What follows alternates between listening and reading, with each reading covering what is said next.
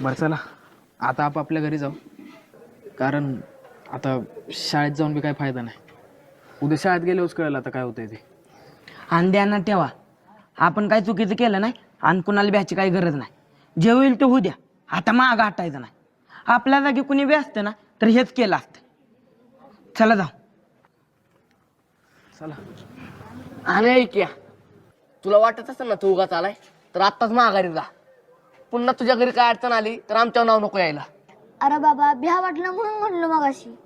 आता आहे की मी तुमच्या बरोबर. माणसानं नुसतं चपलीगत संघ असून नाही चालते क्या. जन पायात घातल्या त्या अंगावर चिक्कल उडवायचा. साधं काय तर उदाहरण दे की. चप्पल आहे मी. तू त्याच लायकीत आहेस. जोड गाव चल.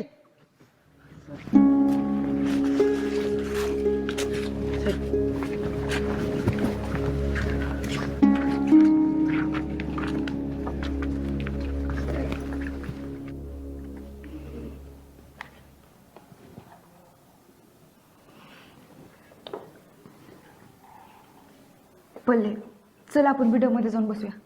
अगं आपल्यातलं कोणीच गेलं नाही, सगळी पोरं बाहेरच आहेत. आणि तुमचं नाव बी नाही आलं त्याच्या नोटीसमध्ये, मग कशाला जात आहे? नाव जरी नसलं आलं तरी आमच्या गावातली पोरं जिथे जातात तिथेच आम्ही बी जाऊ. चल पल्ले. मग मी बी येते. नको मला तुकडी, मी बी तुमच्या बर्डमध्ये बसते. अगं तू कशाला? तू आधीपासून याच तुकडीत आहेस, आम्ही बाहेर नाही आलो. हो केवढा. आणि तू गेलीस तर माझं कसं होईल? मी तर राहिली तर माझं कसं होईल? कसं होईल म्हणजे? अगं म्हणजे तुमच्याशिवाय करमायचं नाही ग मला.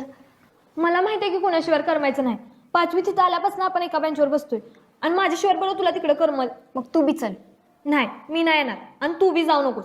एवढी चांगली तुकडी सोडून कुणी ड मध्ये जाईल का? पोरं ढ म्हणतात तेव्हा कसं वाटेल? तुला कशाला काय वाटायला पाहिजे? तुला माहित नाही तू ढळेस ती. आणि तुला हिच्याशिवाय कसं करमल? हिचा पेपर बघून तर 5वी पासून 10वी पर्यंत राहिलीस की तू. आणि आता हे गेली म्हणजे तुझा विषय जातील आणि असं बी सगळी तुला ढच म्हणणार आहेत. नको काळजी करूस. ए तुझ्याशी कोण बोलत होतं का? आणि तू कशाला मध्ये तोंड घालतेस? काळे असू दे मी दिसायला काळी, तुझ्या गत मनानं तर काळी नाही ना.